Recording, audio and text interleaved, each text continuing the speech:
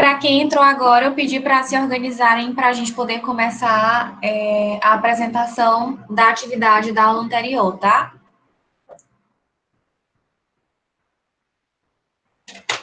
Podemos iniciar. Professora, boa tarde. Eu vou Boa explicar tarde. a parte do direito, no caso do processo da Flor de Lis, e o Uhum. Otávio vai falar sobre como a psicologia ajuda no direito.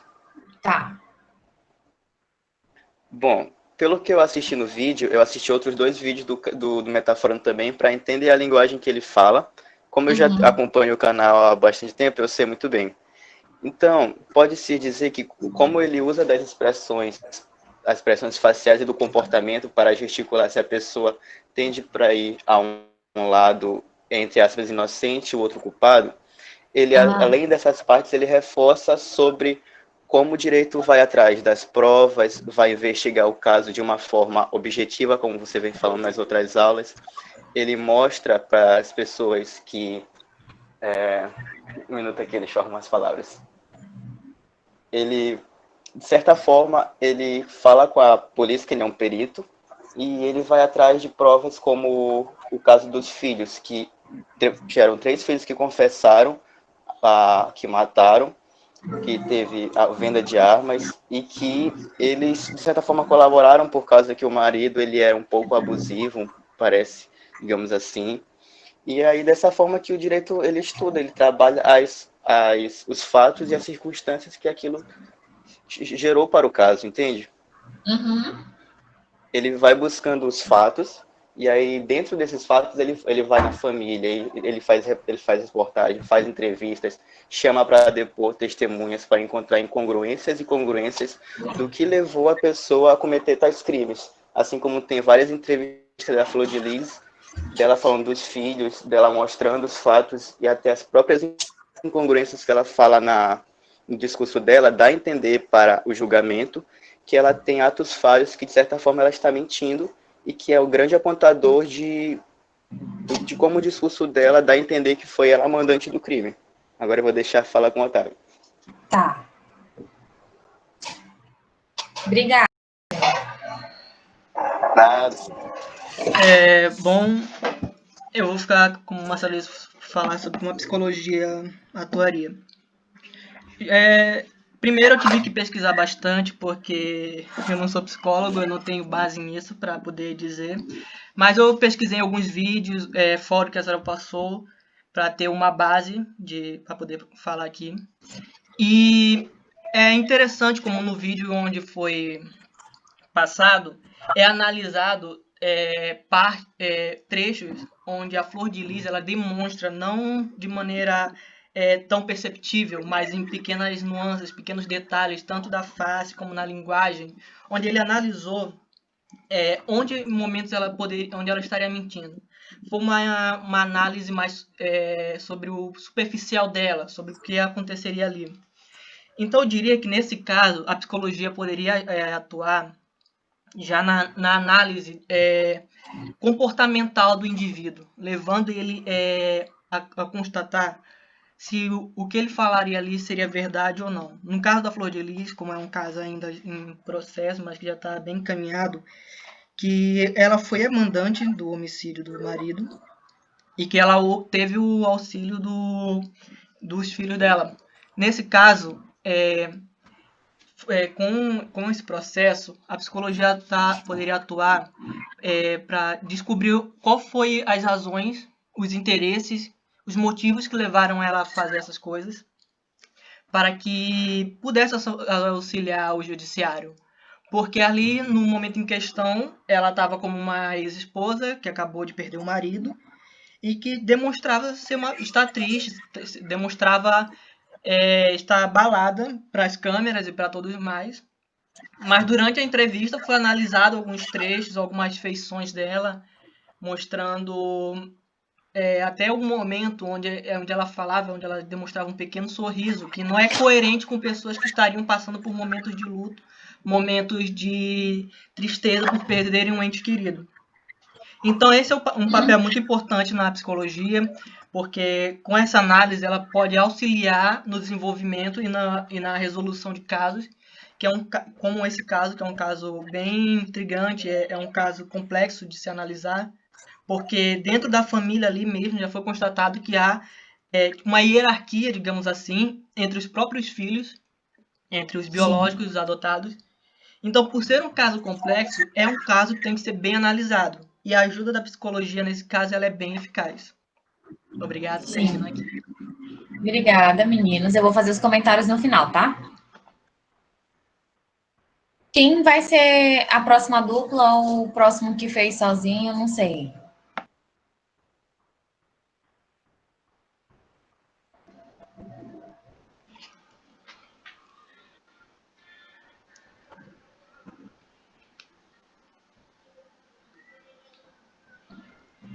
Se não for voluntário, vai ser por escolha mesmo, tá?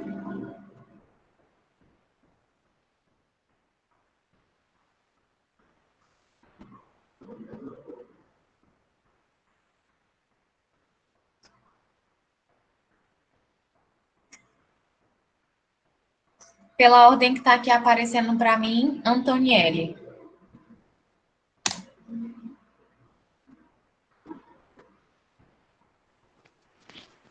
Professora, eu só assisti o vídeo. Certo, e a análise? Eu não fiz. Certo. Antonielli. Não tem nem comentário para fazer, Antonielli?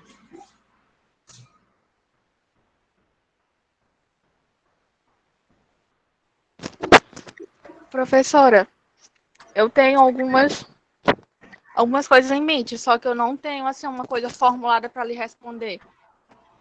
O que você tem em mente? Algumas partes da entrevista, tipo como a parte que ela vai dar a entrevista que ela muda o depoimento dela, Aham. como ela deu para o SBT e para a Record, que ela diz, ela não vai direto ao ponto, a hora do caso do assassinato. Ela fica fazendo rodeios, aí fica dizendo o que os filhos estavam fazendo antes do acontecido e depois, só que na hora exata ela não conta. Sim. Aí ele diz, o homem que fica avaliando ela, ele fala sobre isso. Sim. Essas questões que eu estava analisando, só que para escrito mesmo eu não fiz. Tá, sem problema. Obrigada. Alguém? Ou eu posso escolher novamente? Eu vou falar. Eu não fiz, só assisti o vídeo, não passei nada por caderno, mas eu fiz uma análise na minha cabeça. Então, de acordo com a análise comportamental dela, a gente percebe que há muita incongruência nos casos. E eu não só assisti aquele vídeo que a senhora mandou, eu assisti mais outros 2 ou 3 para pegar uma conclusão concreta se realmente ela é mandante do crime ou não. Certo. De acordo com a psicologia, através das expressões dela facial, principalmente facial, que em alguns momentos ela mostra felicidade, nem aparenta tristeza ela aparenta, e a forma como ela foge do assunto, principalmente quando se fala do marido dela e de alguns casos que ele teve com a filha dela, porque ela se negou a falar desse assunto e tanto os filhos dela proibiram o entrevistador de fazer essa pergunta para ela. Sim. E quando ela vai falar de si, do caso, ela fala de uma forma aleatória e não demonstra tristeza, mas quando ela vai falar dos filhos dela, ela tenta convencer o entrevistador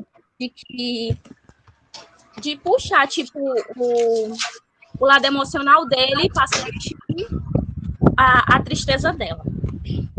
Outro ponto bastante importante que eu pude perceber foi, a partir dos outros vídeos que eu vi, e que leva muito em conta para o lado do direito, foi que ela não tem uma confiança, como se eu posso dizer, ela tem uma confiança duvidosa, porque tem muitos casos que apontam que ela está envolvida com provas concretas, que ela primeiro, do filho dela que morava com ela, que eles passavam por um tipo de limpeza sagrada, como se eles fossem SUS que eles precisavam. E esses filhos dela passavam por esse momento de pureza, era pelo sexo, que ela se dizia como deusa do sexo. Outra coisa foi que ela participava de casa de swing, não só ela, como o marido dela e os 2 filhos dela, os biológicos. E tem fatos que comprovam isso. Então, pro lado do direito, ela já tem uma confiança duvidosa. Isso já leva muito em caso, muito ao caso dela, já vale muito. Agora, pro lado da psicologia, analisando o comportamento dela, eu chego à conclusão, sim, que ela teve participação, ela não pode ser a mandante. Mas ela teve participação e ela não fala os fatos de forma completa. É muito duvidosa. Principalmente quando eu vi aquela parte da análise de expressão dela, como a pessoa se expressa. Sim. E outros casos também que mostram como as pessoas se expressam quando passam por esse situação. Outro ponto importante que fala é sobre o modo deles de vida, aquela sociedade que eles criavam, porque tem uma associação que o analisador até fala que todos chegam ao mesmo caso. E quando ela fala sobre os tiros, que de manhã ela falou para uma entrevista que foram 6, e à noite ela falou que foram 7. Ela mesmo se enrola na fala dela. É isso, a minha questão é isso. Eu acho sim que ela é culpada, mas daí, não tá rolando aí, a gente tem que falar. Certo, obrigada, Maiane. Alguém mais, gente? Eu, Elaine. Vamos lá. Do lado dos 2 lados, no caso, o primeiro seria uma questão mais objetiva, ou seja, está em questão se ela assassinou ou mandou assassinar o marido dela. E na parte do direito, já seria só, mandou matar ou não. Mandou matar, então ela teria uma determinada pena para cumprir, talvez 10 anos de prisão, 20 anos de prisão. Não tenho muito conhecimento sobre isso. O direito é algo mais objetivo, ou seja, a gente só segue como cidadãos, como futuros juristas ou advogados, nós só seguimos aquilo que a lei diz, aquilo que está registrado na lei. Sim. Então, nesse caso, seria a prisão sobre ela ser tirada a liberdade dela. E no lado da psicologia, não é simplesmente isso. Ela matou, talvez matou, mas por quê? Quais foram os motivos que levaram ela a fazer isso? Ou talvez o motivo que os filhos tiveram. Há indícios que talvez o pastor, já tenha tido relações com a filha, ou tentasse abusar da neta. Então, tem toda uma questão, não é só seguir uma lei, mas saber que por trás de um crime, há um criminoso, há um ser humano, há alguém que tem emoções, que, de alguma maneira, cometeu aquilo, só que teve justificativas. Não é dizer assim, não estou querendo justificar crimes, só que a gente tem que analisar pelos 2 lados. Para tudo há uma razão. Alguém, em determinado dia, ela, de repente, não quis matar o marido só por graça, só por diversão. Talvez ela tenha passado por uma série de situações dentro de casa, durante o casamento, que a levou ela a fazer aquilo, ou não fez, ou os filhos fizeram. E é engraçado perceber nas entrevistas que ela dá, é que sempre ficam lacunas. Ela nunca responde diretamente as perguntas, nada é direto. A gente fica até confusa assistindo as entrevistas dela, porque ela diz uma coisa e a polícia diz outra. ela diz uma coisa e o entrevistador diz outra. Então, eu, honestamente, pelas entrevistas que eu assisti, eu não sei dizer se ela é culpada ou não, ou o perfil dela é de alguém culpado ou não, entendeu? E até eu estava lendo alguns arquivos sobre a psicologia ser aplicada no direito, e hoje em dia é muito importante. As pessoas, a criminologia contemporânea acha que o criminoso ele é muito mais importante do que o crime, porque você precisa, de alguma maneira, quebrou uma regra, mas por que quebrou essa regra? É importante saber disso para poder ter uma análise mais certa da sociedade, das pessoas. Isso tudo. Obrigada. É isso. Professora, Oi. boa tarde, me chamo William. Boa tarde. Eu vim junto com a Elaine, só que ela esqueceu de pontuar. Trazendo aqui o ponto, como ela citou, das emoções, o direito, ele acaba versando sobre a área da racionalidade e da objetividade. E muitas pessoas acabam se atendo a este argumento. Só que, comprovado por Damasio, Antônio Damasio, grande escritor, ele acaba dizendo que estas emoções, assim como a Elaine falou, algumas emoções, elas fazem, sim, parte de todo este processo. Porque aí, ele afirma que não existe racionalidade sem as emoções. Então, versando sobre isto, nós acabamos analisando o quanto a Flor de Lis, ela acaba deixando lacunas, assim como ela apontou também, em todos os seus depoimentos e toda a sua insegurança. Ela acaba mostrando alguns sentimentos e algumas emoções que não fazem parte de um perfil de alguém que está enlutado, alguém que perdeu diretamente um ente ou um familiar muito querido.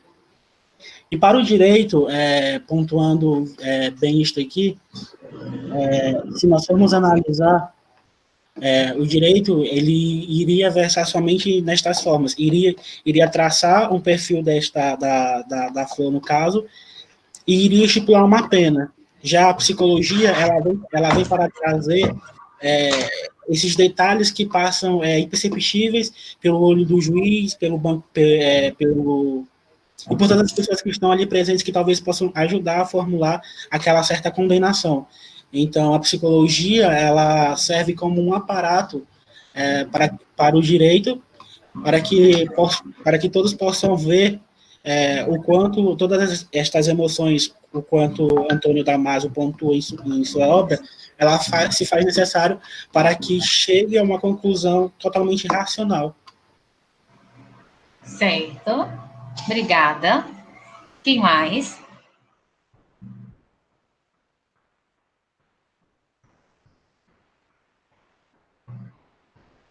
Eu, professora.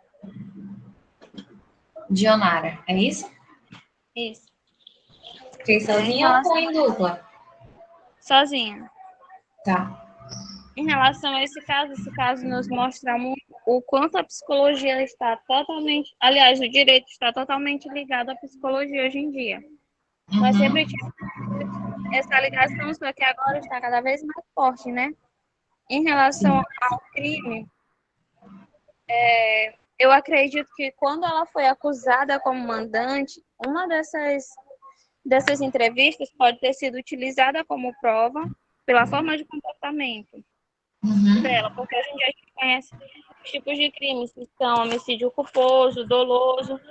Em relação a isso, já tem leis, né, e a psicologia está aí para nos auxiliar a compreender se, dependendo das circunstâncias, se o crime realmente foi passional, se tem relação a homicídio doloso, culposo. E nesse caso dela, simplesmente sem o entrevistador, o cara lá do site, falar em relação ao comportamento dela, já era nítido para quem tem pelo menos um pouco de senso, né? Ela tem um jeito bem psicopata, ela não teve empatia, ela demonstra que foi algo que ela simplesmente se livrou, demonstra que os filhos são manipulados por ela, porque sobre qualquer pergunta ela poderia responder menos a respeito da filha ter sido abusada ou não pelo ex-marido dela. é nítido que ela tem um controle sobre ele, cada um deles. É tanto que se ela não fala, ninguém fala. Uhum. Então é um caso assim que eu acho que todo mundo já resumiu tão bem, professor.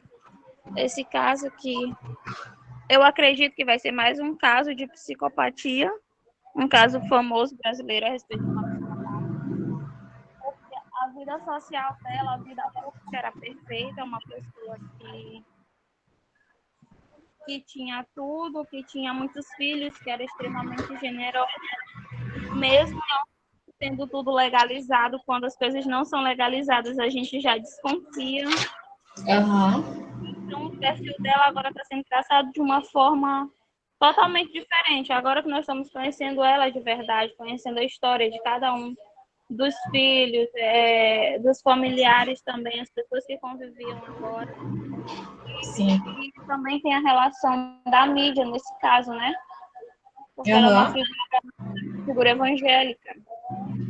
Então, o direito, nesse momento, ele vai ter que atuar de forma realmente objetiva e com a psicologia realmente bem aguçada para comprovar. Uma das provas utilizadas com certeza serão essas entrevistas, a questão das conversas nos celulares, para poder comprovar, porque hoje em dia a gente sabe que o direito brasileiro é extremamente, apesar dos juízes terem que ser imparciais, mas a gente sabe que as grandes mídias, elas têm uma influência muito grande.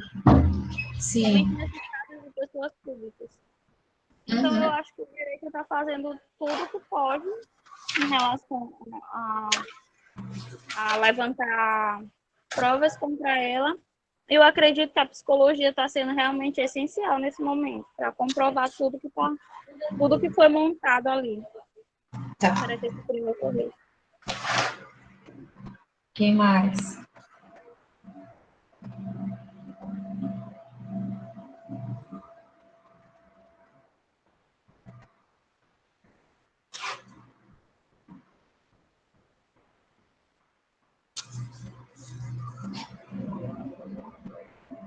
Vou então pela lista que está aparecendo aqui para mim. Arnaldo.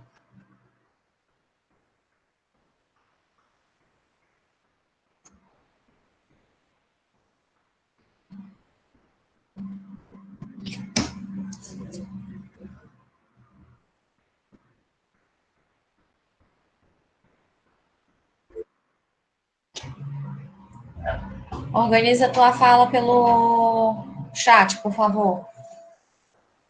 Bruna. Oi, professora. Vamos lá. Boa tarde. Vamos fazer? Boa tarde. Olha, eu e a Márcia, a gente fez em dupla. Só que eu queria que ela fosse na frente e eu vou falar depois. Tá. Pode ser? Pode, sem problema. Bom, professora, para mim, analisando o vídeo, a psicologia poderia atuar sobre analisar a história e possíveis incongruências na relação do ex-casal com o acusado, que pelo vídeo seria o filho, né, do casal.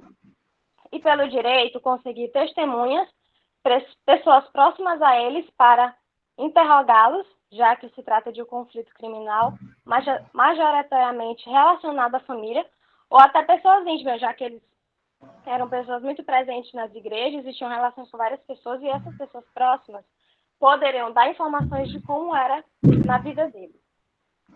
E, sendo com essas informações recolhidas, poderiam responder o porquê de a pessoa que matou o esposo dela ter dado vários tiros na região íntima, né, do acusado, e também como prova inicial a gente poderia utilizar o vídeo, caso tivesse autoridade e permissão, para utilizar como argumento emocional, já que no vídeo em si ela expressa falta de empatia sobre a morte do próprio esposo. Assim como o Vitor demonstrou, ela poderia ter o somático maior, que é o bilateral de felicidade, e os músculos risórios que são de medo. Esses eu já conheço porque eu acompanho o canal dele há muito tempo.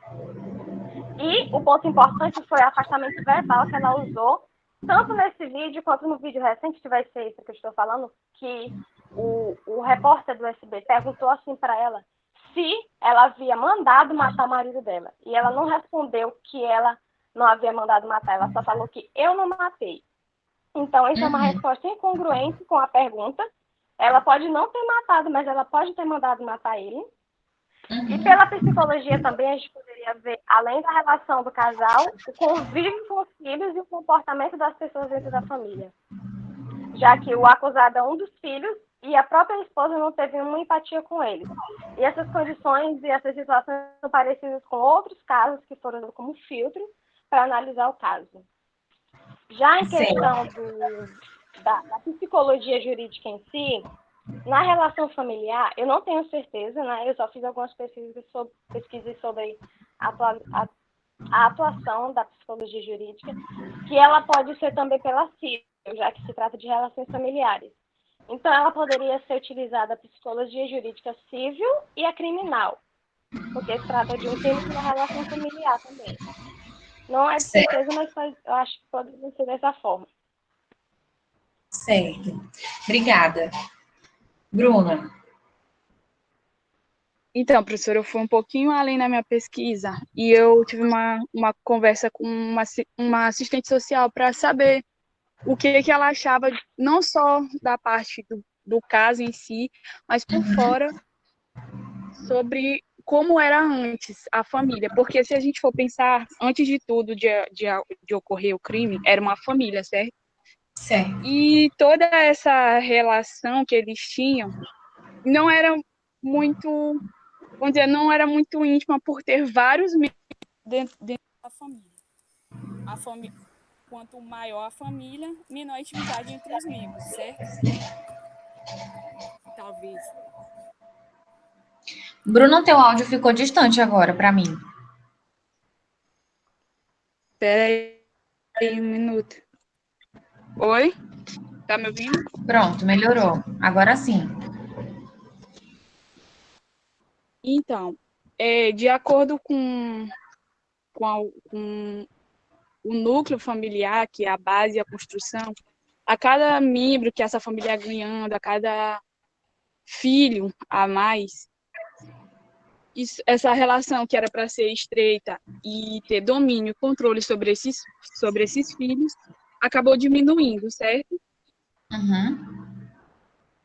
E, a partir disso, pode-se ter criado uns tipos de transtorno, tipos de transtornos psicológicos, falta de controle e tudo mais.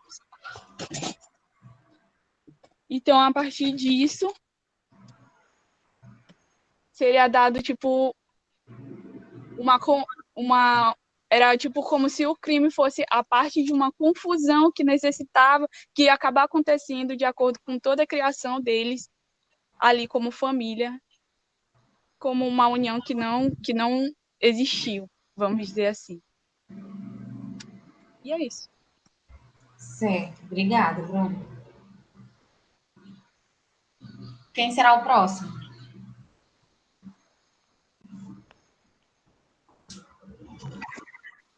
Oi.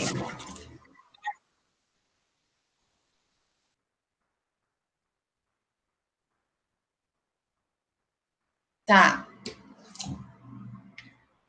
Vamos lá. É Dijane. Falei o nome certo?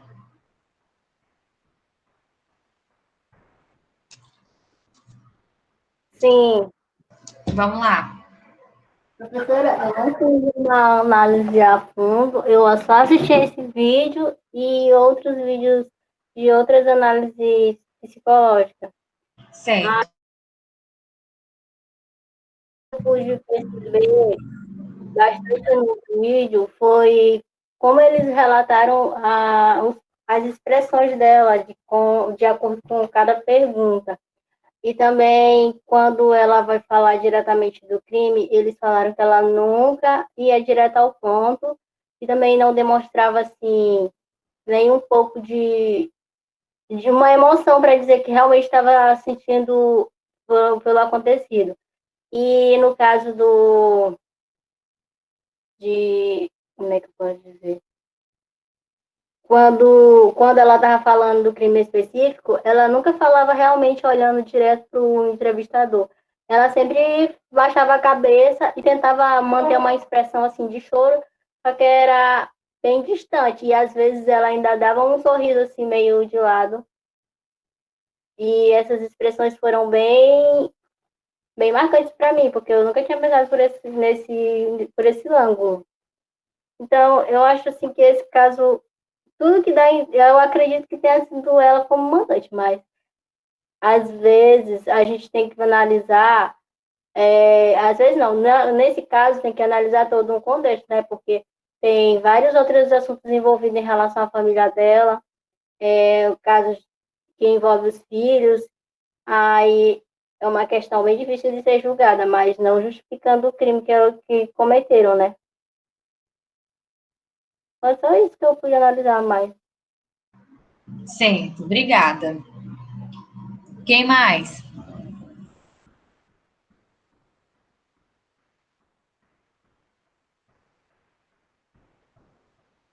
Então vamos lá, Esteani. Falei certo o nome?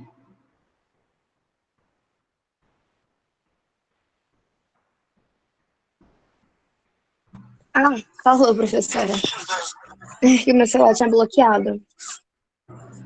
Sim, sobre o caso da Flor de Lis, eu fiz junto com Samara e eu me senti mais apta a falar sobre a questão, o relacionamento do direito em si com o caso do crime em questão, tá bom? Problema. Então, o que a gente pode observar nisso é que o direito ele se responsabiliza pela apuração dos fatos, ele se responsabiliza por levar o lado realmente da justiça. E já a psicologia, que Samara vai explicar mais à frente daqui a pouco, ela vai ser em relação a... Como é que eu vou poder explicar isso? Trazer uma coisa que seria puramente racional, como as leis são, e adaptar elas a como o ser humano se torna com relação a coisas que ele viveu, entendeu? Então, o direito em si, ele está lá para apurar os fatos, ele está lá para buscar testemunhas, para tentar entender como aquilo veio a ocorrer, o que não é um comportamento normal, não é um comportamento socialmente aceitável. E a psicologia, ela vai tratar de entender se aquilo foi algum tipo de distúrbio, foi algum tipo de trauma, e assim vai, professor. Obrigada. Quer falar mais alguma coisa? Não, porque Samara vai complementar mais pra frente. Ah, tá. A gente fez em dupla. Ai, Tá. Vamos lá, Samara. deixa eu desligar meu Professora, Oi. eu fiquei responsável pela parte da psicologia, como ela trata o caso. Tá. Diferente do direito, que ele vai se ligar menos ao emocional, a psicologia já vai trabalhar com essa parte. No caso do direito, ele vai procurar por provas, pela investigação, pela ligação que ela tinha com os envolvidos. Diferente da psicologia, que ele vai mais a fundo no criminoso e não no crime em si. O que acontece? A psicologia, ela se liga ao emocional, digamos assim. O que a psicologia vai procurar? Ela vai procurar a procedência familiar que ela tinha, como era a vida que eles tinham, por exemplo, como era a convivência familiar, como eles se relacionavam. Como já ficou provado, não era um relacionamento saudável que eles tinham em família, já mostrou que eles tinham uma hierarquia na família, tinha divisão. Além disso, a psicologia também, ela entra a fundo no perfil do criminoso, como foi a infância e a vida, o que levou ele até a situação em que ele se encontra. Eu dei uma pesquisada na biografia da Flor de Lis e eu descobri que ela teve que passar pela morte do pai e do irmão num acidente. Ela teve uma gravidez na adolescência e sofreu o abandono. Então, a psicologia vai vir e vai analisar como essas situações que ela passou afetaram o psicológico e o emocional dela, tornando ela a pessoa que ela é hoje, tentando entender o que levou ela a cometer tal atrocidade.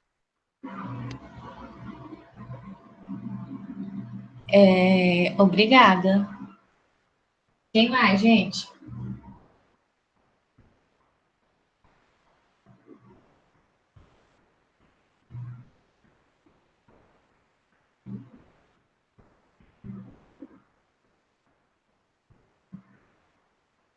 Eu, professora.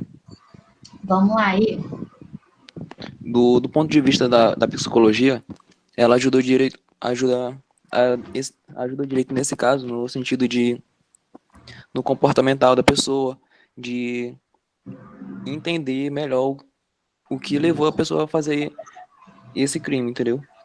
E do lado do direito, vai mais pro lado do julgamento, das leis e tal, vai decidir melhor como é que a pessoa pagar por determinado ato. No caso, vai desvendar ela e a família dela, né? Vai determinar a pena para cada um e tal, como cada um cometeu o crime, e assim vai. Certo, obrigada. Mais ou menos isso. Muito obrigada. Quem mais?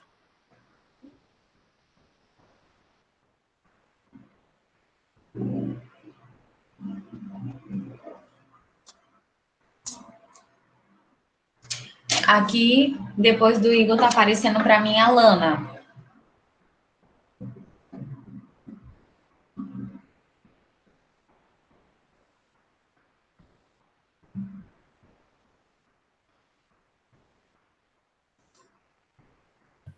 Professora, foi meu nome? Foi. Ah. Eu não tenho muito o que falar sobre, não, porque todo mundo já falou muito.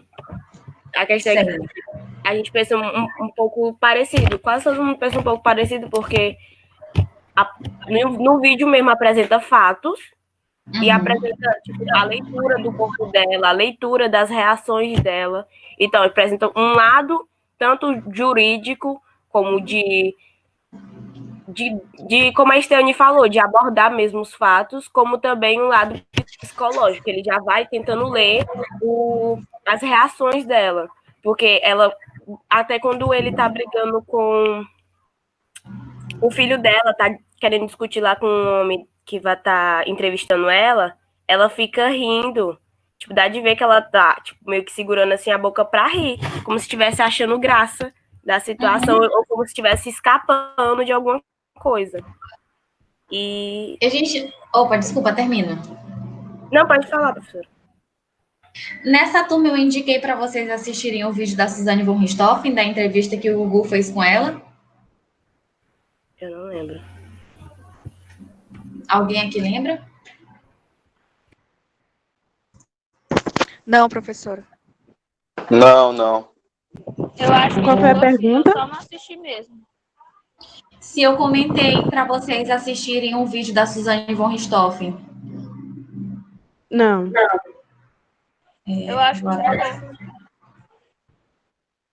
eu vou procurar aqui para poder compartilhar com vocês.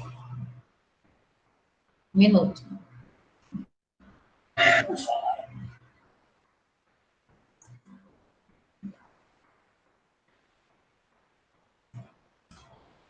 Depois vocês assistam e vejam aí algumas semelhanças que nós teremos com esse caso. Eu anotei aqui o que vocês disseram e a partir das pontuações de vocês eu vou comentar agora o que vocês apresentaram, tá? O Marcelo e o Otávio, eles pontuaram a questão do culpado e do inocente, que o direito vai trabalhar muito buscando isso, né? E querendo ou não, isso também foca lá no que a gente discutiu sobre justiça, do direito estar focado ali na justiça, dele querer prezar por isso. E, além disso, de trabalhar com fatos e circunstâncias que, de fato, Vocês vão procurar aí o que é que pode ter feito ou como é que se deu a organização desse crime. O que levou a Flor de Lis a cometer aquele determinado crime. E, de fato, nós da psicologia, como vocês bem pontuaram, a gente vai fazer essa análise facial, sim. Isso faz parte de um dos processos nossos quando a gente está em processo de entrevista, quando a gente está em processo de observação. Professora, o que diferencia a entrevista que vocês fazem como profissional da psicologia e o que diferencia a entrevista que o Cabrini faz, por exemplo, como profissional do jornalismo? Na nossa entrevista, ao contrário do que o Cabrini faz, por exemplo, a gente precisa fazer não só uma análise comportamental, mas a gente precisa estar atento ao discurso da pessoa. Então, muitos de vocês aqui destacaram a questão da incongruência. Alguns discursos que não batem, o que ela dá em uma entrevista, o que ela fala em uma entrevista, na outra já não acontece da mesma forma. As respostas que não são dadas de modo direto, então a gente percebe que a pessoa parece assim que tudo foi muito bem treinado. É como se ela já tivesse treinado as perguntas com ela. E como é que isso pode ser feito? Gente, as entrevistas estão aí divulgadas. Então, querendo ou não, quando você vai entrevistar, quando esses jornalistas, na verdade, eles vão entrevistar essas pessoas, parece que tem um padrão, assim, de pergunta a ser feito. E aí, é muito fácil da pessoa aí já ser sensível a isso e treinando as perguntas que ela tem que fazer. Então, por exemplo, quando eu tenho muita resposta pronta, ou quando eu desvio, eu não vou direto ao assunto, eu não consigo te responder diretamente. Ou então, quando eu paro, ela para, assim, por questões de segundos, eu não sei se vocês conseguiram observar isso, mas ela para por questões de segundos para que ela possa pensar na melhor resposta a ser dada. Um dos fatores que nós também temos que estar atento é justamente a isso. A entrevista, da forma como ela está se apresentando para vocês, não, por exemplo, nesse caso do Metaforando, que ele estava fazendo uma análise, mas a entrevista, por exemplo, do Gugu, ela pode ser uma forma nossa de avaliação. Isso é um método indireto, né? A gente tem um registro documental e, a partir desse registro documental, a gente vai fazer a análise dele. E quando a gente faz a análise desse registro, a gente precisa estar atento ao todo, para que a gente possa observar. E o fato dela não dar a mesma resposta sempre, isso já pode nos dar um indicativo de alguma situação. E aí a gente já precisa ficar alerta para que a gente possa investigar melhor esse critério. Outra coisa, a pessoa... Alguém quer falar?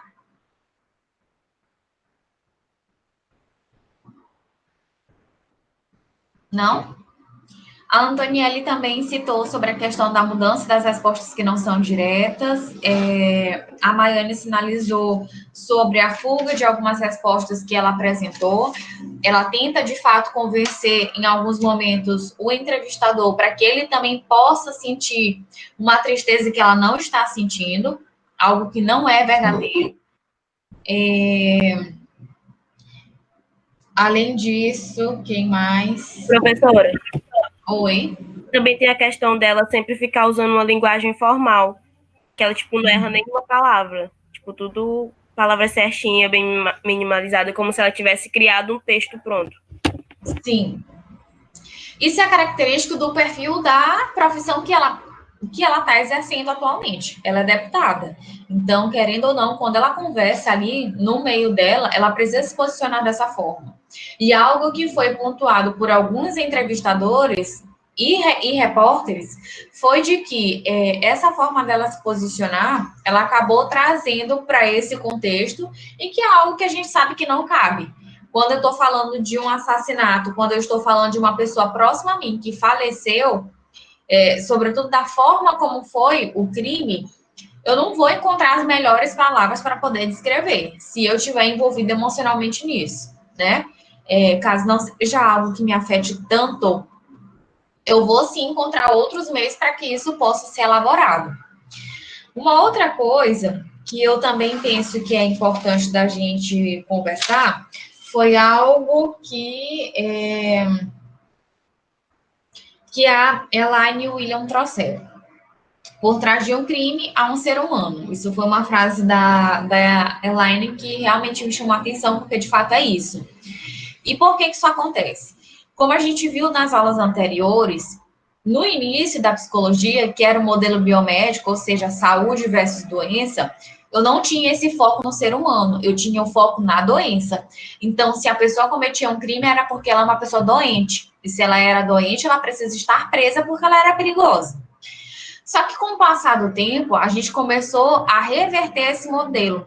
Por quê? Porque no começo, a psicologia ela tinha certa influência da medicina. E por conta disso, quando a psicologia começou a tornar-se ciência, e quando a psicologia ela começou a estudar e entender o ser humano de uma outra perspectiva, a gente começou a entender que esse ser humano, ele não podia ser tratado a partir do modelo biomédico de saúde e doença. Esse ser humano teria que ser tratado a partir do modelo biopsicossocial. O que significa dizer? Se eu estou falando com o Otávio, eu preciso entender que Otávio, ele possui uma história, ele possui interações sociais, ele convive em uma cultura, ele tem interações com outras pessoas. Então, o Otávio, ele não é a saúde, o Otávio não é a doença. O Otávio, ele é um indivíduo que ele precisa ser levado em consideração pelas características que ele possui. Então, a partir do momento que eu começo a entender o ser humano a partir dessa perspectiva do modelo biopsicossocial, eu entendo que não é somente o crime, que por trás de um crime também tem um ser humano. E esse ser humano que praticou esse crime. E eu preciso entender aí essa relação.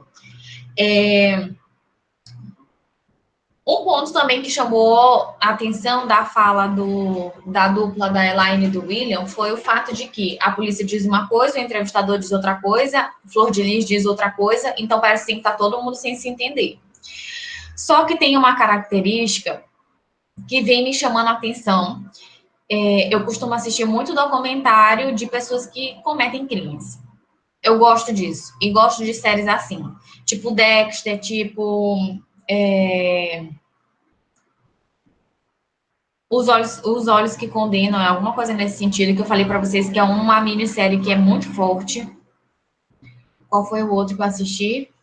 Murder, que é de um cara que foi condenado e está até hoje preso injustamente. Não é aqui, e essa série ainda está sendo gravada, porque é um caso que eles estão gravando assim, em tempo real mesmo.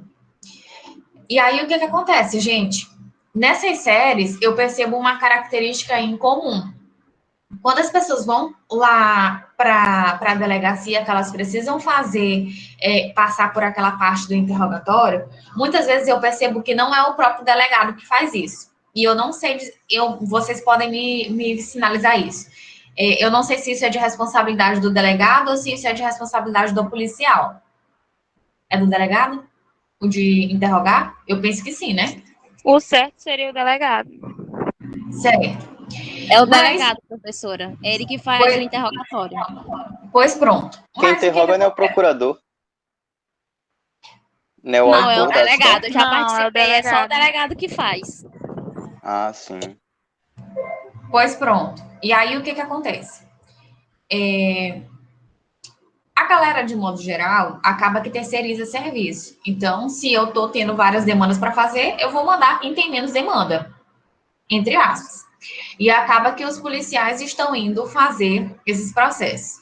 Então, quando a gente percebe nessas séries, então não tem como dizer para vocês que isso é real ou não, porque eu nunca vivenciei esse lado, e eu não tenho assim ninguém próximo que eu possa conversar para identificar se realmente isso acontece ou não. Mas vamos supor, quem é que tá bem aqui? O Igor. O Igor cometeu um crime, ele vai para a delegacia, e lá na delegacia eles vão passar para investigação, vão fazer esse processo. Passou pelo delegado, depois vai lá para ser questionado. E nisso que questiona, eles ficam fazendo 300 vezes a mesma pergunta, mas induzindo o Igor a responder o que eles queriam escutar, não a verdade do Igor. Vocês já observaram isso? Já. Alguém mais já conseguiu ter essa percepção? Sim, na verdade, eles têm até uma artimanha, Sim. que eles fazem uma pergunta, depois faz outra, que chega a mesma... Mas tu não disse que nessa tu não era, e agora tu tá respondendo que é sim? Sim. Eu já Justamente.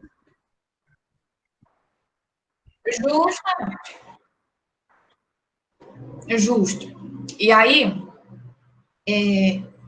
isso, se você... O nome da série é essa bem daqui. Não é uma série, é um documentário. Esse aí, que eu deixei para vocês. Se vocês tiverem a oportunidade de assistir, na segunda temporada da série, desse documentário, na verdade, a advogada que assume o caso, ela começa a investigar e fazer a análise do caso, das entrevistas, da forma como foram feitas, porque as entrevistas foram gravadas. As entrevistas não, esse depoimento foi gravado. E a forma como os policiais faziam a pergunta para a pessoa, de fato estavam fazendo com que aquela pessoa fosse induzida ao erro. Só que, além disso, tem um agravante. Como aquele menino, que na época ele era um menino, ele foi denunciado injustamente e ele é deficiente mental, isso tudo contribuiu ainda mais para que ele ficasse preso. Então, ele está até hoje preso injustamente, assim como o tio dele também está preso injustamente lá. E eles estão tentando, a todo custo, fazer com que essas provas sejam encontradas. Na verdade, já encontraram várias provas, mas ainda assim, parece que está todo mundo macumunado ali dentro e não querem liberá-lo. Nenhum dos dois. Então, gente, o que acontece? Eles fazem de uma forma que vá fazer a pessoa induzir ao erro. O deficiente mental, ou as pessoas com qualquer deficiência que seja, ou com algum transtorno, a depender de como for, esses tipos de perguntas que levem a elas a responder de modo que induza de fato o erro, elas podem ser muito bem manipuladas para isso. As pessoas que não têm nenhuma deficiência, elas podem responder a esse tipo de pergunta de maneira mais apropriada, sem fazer com que ela se sinta coagida ou ameaçada por estar respondendo de uma forma que é realmente a verdade, não aquilo que o policial gostaria de escutar. Então, por exemplo, se a gente pega uma entrevista desse tipo, nós precisamos também fazer análise desse material e identificar de que o policial faz 300 vezes a mesma pergunta para induzir a pessoa ao erro e fazer com que ele escute o que ele gostaria de escutar.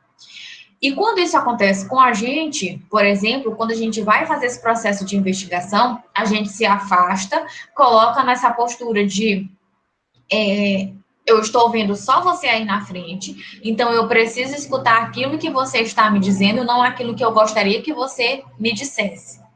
Eu preciso investigar até para que eu possa, gente, dar sustentação para vocês. Porque, querendo ou não, vai que eu faço uma análise falha e vocês soltem alguém, por exemplo, não que o meu relatório ele vai ser algo que vai determinar aquilo que vocês vão fazer ou não, nada disso. O nosso relatório da psicologia está ali para auxiliar, como a gente viu na aula passada. Então, quando eu me refiro a isso, é mais no sentido de que ter muito cuidado para não fazer uma análise falha, para que vocês também não cometam um julgamento falho, porque isso pode acontecer. Eu tenho que ter o máximo de sensibilidade possível e de instrumentos, e de não só de instrumentos, mas de colocar o profissionalismo ali, de fato, agindo a favor daquela situação. Oi?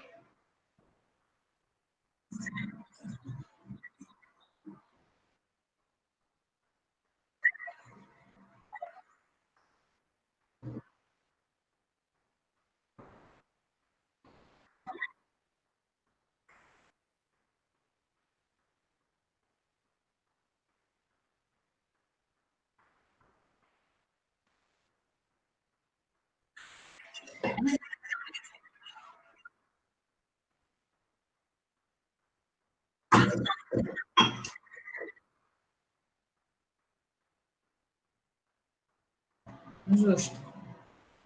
Isso, de fato, é algo que a gente tem que pensar muito e levar muito em consideração, porque é o que a gente já vem discutindo. Colocar um preso não, colocar uma pessoa na cadeia injustamente, os danos psicológicos que vai afetar essa pessoa não está descrito, né? Querendo ou não, isso suja a pessoa, assim, de modo geral. Vai ser difícil para ela depois arranjar um emprego, vai ser difícil para ela depois ser bem vista e bem aceita novamente na sociedade. ainda que a gente trabalhe, gente, com essa idealização de que, nossa, meu Deus, as pessoas têm que ser ressocializadas, as pessoas, quando saem da cadeia, elas precisam ter uma oportunidade. Muitas pessoas têm, de fato, essa empatia e conseguem praticar este ato, né, de oferecer um serviço para um ex-presidiário, de oferecer um abrigo para um ex-presidiário, mas sim, sim. E aí, a gente precisa ter muito isso em mente, porque é lindo falar, mas nem todo mundo pratica. E acaba que o que acontece? Aquela pessoa que passou por um processo de ressocialização lá na prisão, e quando ela chega aqui, ela não tem essa oportunidade que disseram para ela que ela queria, por exemplo, de que ela própria criou expectativa para isso, de que não, já estou fazendo um trabalho aqui dentro, então lá fora eu vou continuar trabalhando. E quando ela percebe, por exemplo, de que ela não tem essas oportunidades, isso pode fazer com que ela volte ao crime. E isso para ela é ainda pior. Não só para ela, mas para a sociedade de modo geral. Tá bom, sem problema. E aí, a gente tem que ter muito cuidado em relação a isso. Então, quando a gente faz uma entrevista com as pessoas, a gente vai, mas não no sentido de ficar transformando aquela pergunta 300 milhões de vezes, de modo que ela responda várias vezes a mesma coisa. Não. Tem outras formas a gente fazer isso.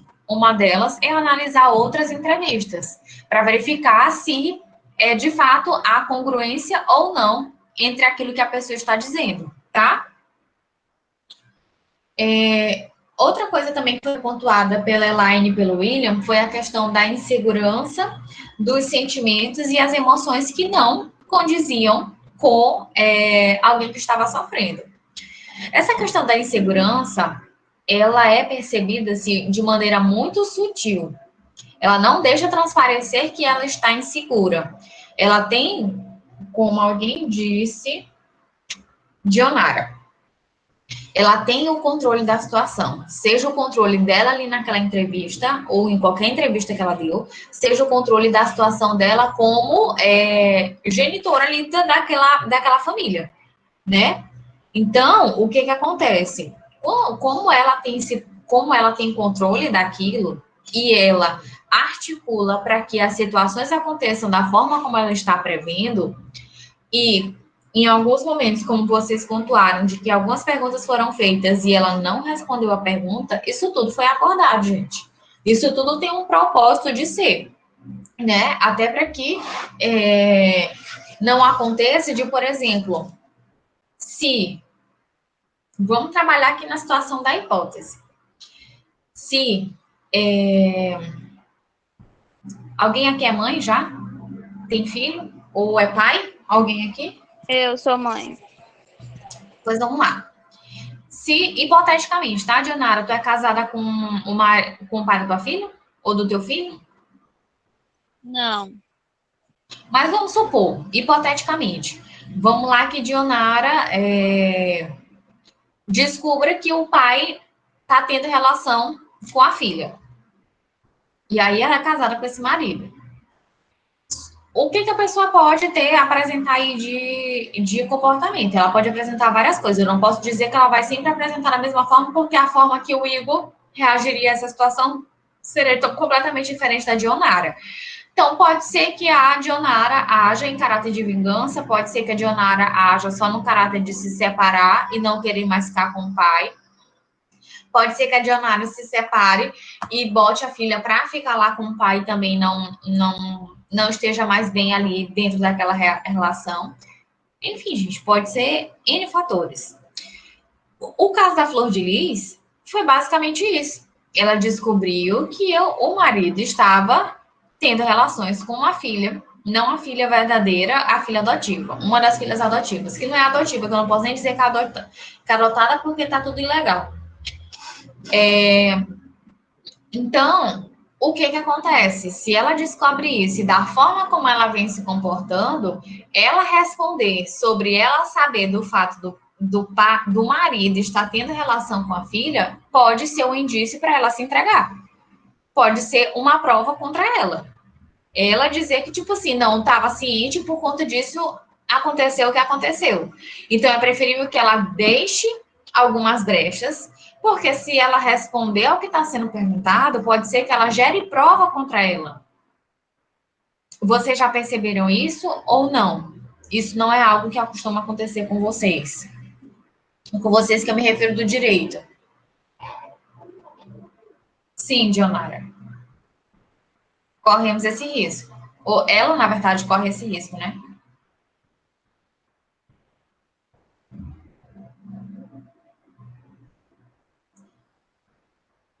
E aí, gente, é melhor ela deixar brechas, né? É melhor ela não falar nada. E em situações aí, por exemplo, de filmes ou até mesmo livros baseados em fatos reais, tem advogados que dizem, gente, não fala nada. Não fala, só fala quando eu estiver perto, porque aí ele tem condições ali de ajudar a pessoa. Caso ela fale alguma coisa que não é para falar, ele tem condição. Então, para que a pessoa não se incrimine, ou até mesmo quando a pessoa não tem culpa, para que ela não fale algo que possa incriminá-la, é preferível que ela fique calada. E é isso aí que a Flor de Lis tenta, de alguma forma, fazer. Outra coisa, entrevistas, que a Dionara citou, entrevistas e conversas de celular são colocadas como prova, sim. E para vocês vão ser colocados como prova, porque vocês vão precisar fazer análise. E para a gente também pode ser considerado, não como prova, mas como um processo de investigação. No sentido de que a gente precisa olhar esse material para fazer uma análise e fazer uma relação com o que ela está falando. Por quê? Porque, como eu já falei para vocês, na psicologia a gente tem algumas abordagens, e é essas abordagens que farão com que a gente possa relacionar aquilo que é empírico com a ciência. Então, quando eu faço esse processo de investigação, eu preciso observar a pessoa como um todo, e a partir da abordagem que eu escolhi, eu preciso sustentar o comportamento que ela está me apresentando. Eu preciso fundamentar esse comportamento. Então, para vocês, chegará um relatório com a descrição de dados relevantes sobre o comportamento que foi apresentado, ou seja, sobre os comportamentos visíveis e invisíveis, associados e fundamentados a partir da perspectiva que a gente segue, a partir da perspectiva de homem que a gente escolheu. Então, nada vai ser levado para vocês de forma aleatória, vai ser comprovado com base em ciência, tá? Então, essas entrevistas e essas conversas que a gente pode encontrar, aí como para vocês, no caso, como prova, a gente vai trazer para a gente, mas como processo de investigação, para que a gente possa ir melhorando ainda mais esse processo de análise. E pode ser que elas, caso sejam relevantes, que a gente faça essa análise, pode ser que elas nos ofereçam dados que a gente ainda não tinha se dado conta, tá? Alguém quer falar alguma coisa até agora?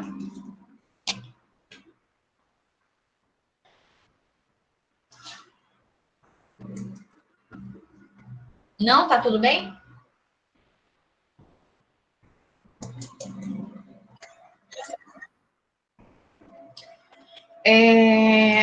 A Dionara iniciou, Bruno e Márcia pontuaram. Quem mais pontuou? Minuto. A Esteane e a Samara também. Vocês todas pontuaram uma coisa que é realmente muito importante. Quando a gente fala de investigação, a gente precisa investigar o processo daquela pessoa. Então, como eu falei ainda agora para vocês, o Otávio, ele tem uma história, ele convive no meio social, ele interage com pessoas, ele é proveniente de uma cultura. Então, eu preciso investigar a história de vida de Otávio. Eu não posso considerar o crime ali na minha frente, eu tenho que considerar Otávio. E aí, eu preciso fazer a análise dessa história, eu preciso investigar essa história. Alguém de vocês, que eu não me lembro quem agora, eu não sei se foi a Lana, não me lembro, mas alguém de vocês pontuou assim, professora, eu fui investigar sobre a história de vida da Flor de Lis. E a história de vida dela é que ela teve uma gravidez quando adolescente, foi abandonada, ela teve perda dos pais muito cedo. Isso são dados relevantes? São dados relevantes. Eu não sei, gente, quem foi. Agora não estou me lembrando quem foi.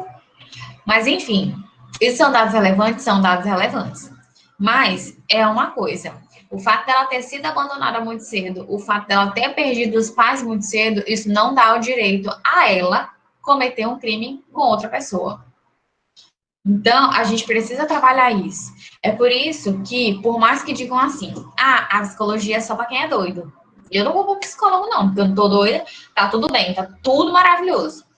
E, lendo engano. Engano, Professora, assim, oi. mas no caso, essas situações que ocorreram na infância dela, não justificando o que ela fez, mas podem afetar. Alô? Oi. Sim, não justificando o que ela fez, mas podem afetar a pessoa que ela se torna na vida adulta, não é? Com certeza. E aí, gente, o que acontece? É por isso que, por mais que vocês acham que esteja tudo bem, a psicologia, ela trabalha não só no caráter de tipo assim, eu já tô num comportamento que eu já não tô mais me aguentando, naquele comportamento que a gente chama de comportamento bomba, como em caráter preventivo. Então, para que você se mantenha saudável, é melhor você procurar uma terapia antes do que depois, quando o comportamento tá lá já bombeando. Não é que você não pode procurar depois, pode. Mas, por exemplo, o que se aconselha? Samara, isso não vai justificar o comportamento dela. Não é justificativa para comportamento. Porque se, por exemplo, se todas as pessoas que perdessem pais e perdessem mães e engravidassem precisassem matar, gente, eu acho que muita gente já não estaria mais viva. A parcela da população já seria mínima. Isso não dá o direito. A gente precisa aprender uma coisa, a ressignificar. E aí, só um minuto, Bruna. A gente passa a ressignificar. A gente precisa ressignificar para que a gente possa ter uma compreensão da sociedade. Que, tipo assim, o meu pai morreu, tudo bem. Vai ser dolorido? Vai ser dolorido. Eu vou precisar passar por um processo de luto? É importante que você passe por esse processo de luto. É importante. Porque uma vez que você não se permite vivenciar esse luto, as consequências depois são piores. E eu preciso ter muito isso em mente, de que eu preciso ressignificar, porque o fato do meu pai ter morrido não me dá o direito de destratar as pessoas que estão ali ao meu redor, não me dá o direito de matar as pessoas que estão ao meu redor, e eu preciso ter isso em mente, né? O que a gente está prezando é para que a sociedade seja uma sociedade melhor, para que todo mundo consiga conviver em sociedade. Deu para entender? Ou não? Deu. A casos e casos. Então, a gente precisa muito trabalhar com esse processo de ressignificar algumas situações. É traumático? É traumático. Ninguém disse que a vida ia ser sempre mil maravilhas. E tem situações e situações, e cada um vai dando um significado diferente à situação, e a gente entende isso. Na verdade, Bruna, as pessoas dizem que quem é sociopata e quem é psicopata já nasce assim, né? Então, isso é questão de comportamento. Ela já vai se comportar assim, independente da situação. Independente dela ter passado por uma situação boa ou ruim. A pessoa já é, tá? Então, acaba que ela vai se comportar muito mais por conta daquilo que ela é do que exatamente por alguma situação que ela passou. Não que essa situação não vai influenciar para o comportamento que ela vai apresentar.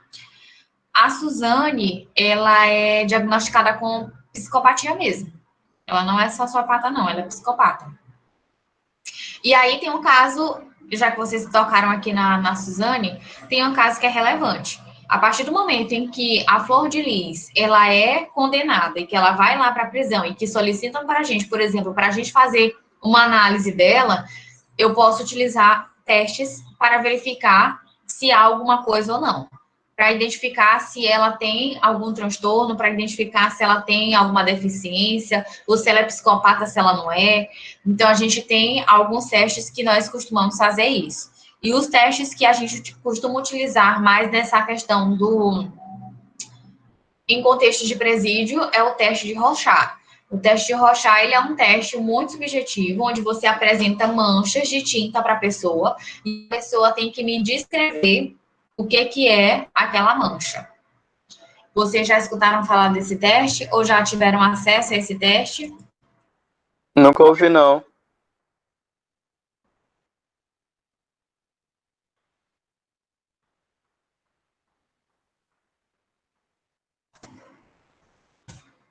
Deixa eu procurar aqui.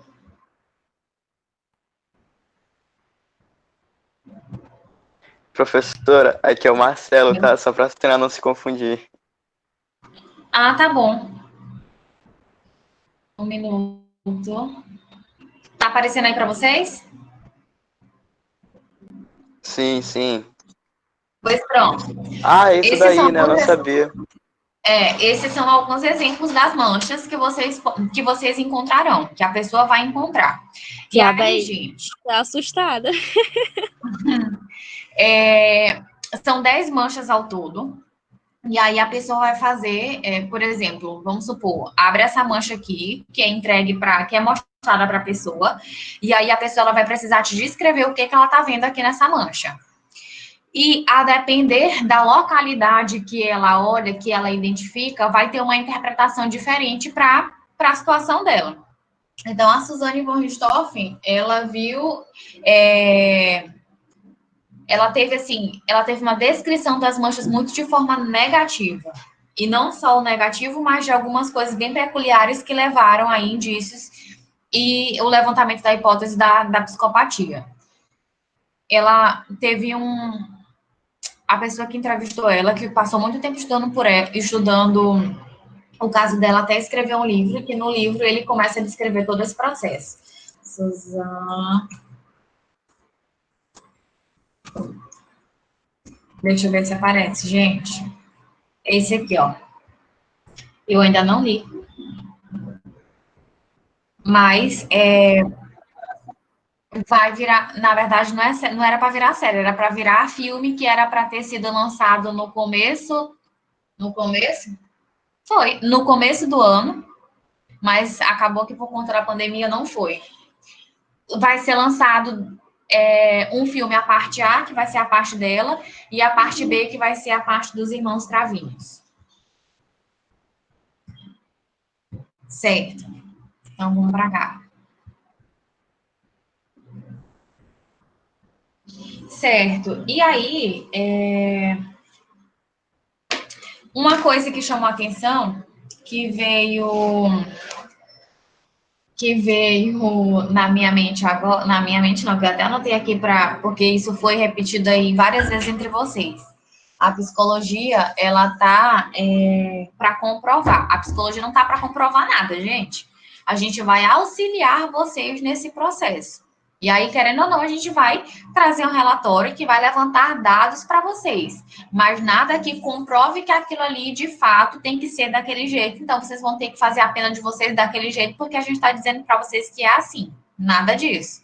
É um material, mais uma vez, para auxiliar vocês nesse processo. Certo? Alguém tem perguntas?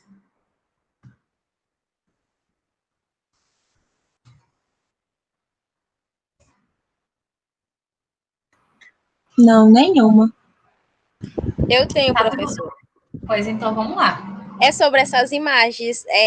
A pessoa, ela analisa uma coisa ruim, a partir dela vê uma coisa ruim nas imagens e chega a uma conclusão. Eu não entendi bem. Vou botar aqui. Cliquem aí nesse link e vocês vão fazer o teste de vocês. Não necessariamente ele vai se dar dessa forma, mas esse teste ele está disponível online. E aí vocês vão olhar, as figuras, que é esse site aqui. Vou compartilhar aqui com vocês a tela, um minuto.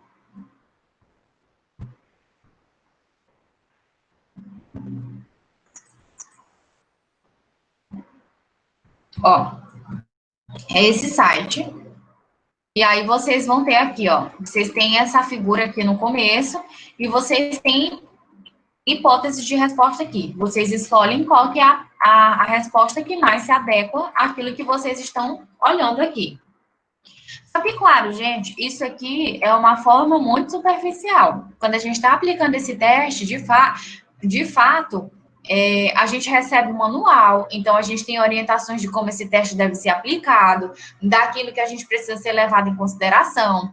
Como é um teste em que vocês não terão essas possibilidades aqui, ó, vocês não terão essas respostas aqui, isso tudo vai ser anotado pelo entrevistador, que no caso nós da psicologia, como está acontecendo aqui nessa imagem, a gente não tem um manual de resposta. Por quê? Porque a resposta que a gente leva em consideração é a subjetiva, é a resposta de vocês. Então, a gente precisa analisar como é que vocês estão se comportando quando olham essa imagem aqui, por exemplo, se vocês têm algum comportamento que é um comportamento indicativo de que alguma coisa pode estar acontecendo, como é que está a expressão facial de vocês. Então, não é um teste simples de ser feito. Mas aí tem uma prévia para que vocês possam ter um gostinho aí, identificar qual é o resultado de vocês. Certo?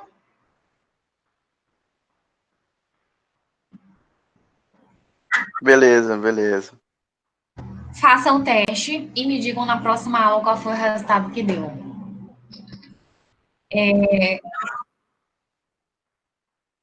Tira print, gente. Por favor, tira print para vocês não esquecerem, tá? No final aparece o resultado para vocês.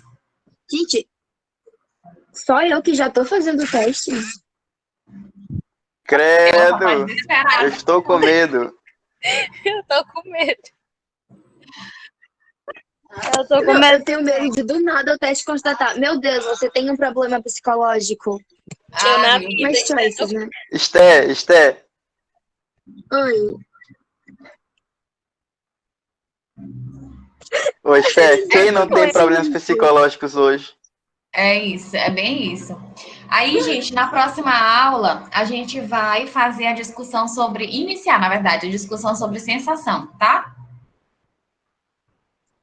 Certo, professora. Gente, antes da gente finalizar, gostaria de parabenizá-los, continuem assim, eu acho que esse processo que vocês estão fazendo de investigação, de buscar além do que está sendo oferecido para vocês na sala, para que vocês possam sustentar aí a fala de vocês e trazer isso com muita evidência, com muita,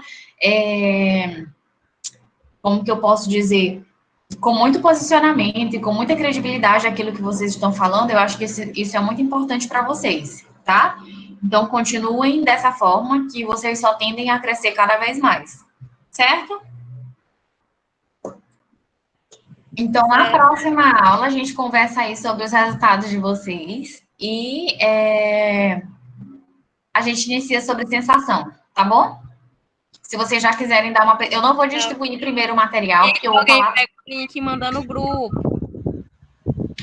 Porque primeiro eu vou falar sobre sensação a partir da perspectiva da psicologia. Eu só vou distribuir o material quando a gente fizer a relação da sensação a partir da perspectiva do direito, tá bom? Então, quem quiser já ir dando uma pesquisada sobre sensação para que a gente possa discutir na aula que vem, fica à vontade, certo? Certo. Pois beijos, bom final de semana. Aproveitem. Manda o link no grupo. Eu vou mandar de novo o link aqui. Aí, ó, mandei no grupo de vocês. Pois pronto. E vou mandar de novo da entrevista da Suzane, tá? Por favor, para vocês olharem. Eu já mandei no grupo também. Pois pronto. E o próximo que nós vamos fazer é do goleiro Bruno. Esse caso me intriga muito. Eu amo esse caso. Eu amo esse caso. Desculpa, mas ele é muito interessante, principalmente pelas falhas que tem. Esse caso aí tem alguma coisa assim que... Meu feeling diz que tem alguma coisa errada. Professora? Tem alguma coisa errada mesmo. Na próxima aula a gente pode até comentar sobre o caso que saiu esses dias, resolvido daquela Mariana Ferrer. Qual, gente? Pelo amor de Deus. Quem é essa? A que foi estuprada por um homem e aí a justiça inocentou ele, sendo que tem um monte de provas que apontam que ele foi o culpado. Não me fale que eu estou revoltada com esse caso. Eu também tô, senhor. Eu também tô boiando. Mariana Ferrer. Meu amor, lá no meu Instagram tá lá toda a minha opinião. Eu acabei mesmo falando tanto do caso dela como do caso da chilena, da Antônia. Eu comparei. Sim, eu sei também. Comparei o Brasil com o Chile. Não, eu comparei o Brasil com o Chile, porque no Chile eles tomaram umas atitudes, entendeu? Devido à tomada de decisão do juiz. E aqui no Brasil, não. O pessoal ainda não tomou nenhuma atitude por causa desse caso. E nem vai.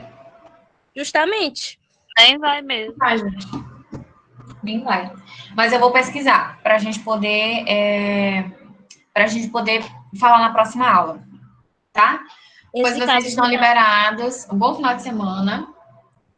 Esse caso do Chile é desde setembro. Até hoje eles estão lutando na justiça. As mulheres em si com protesto. Eu vou ver. Tchau,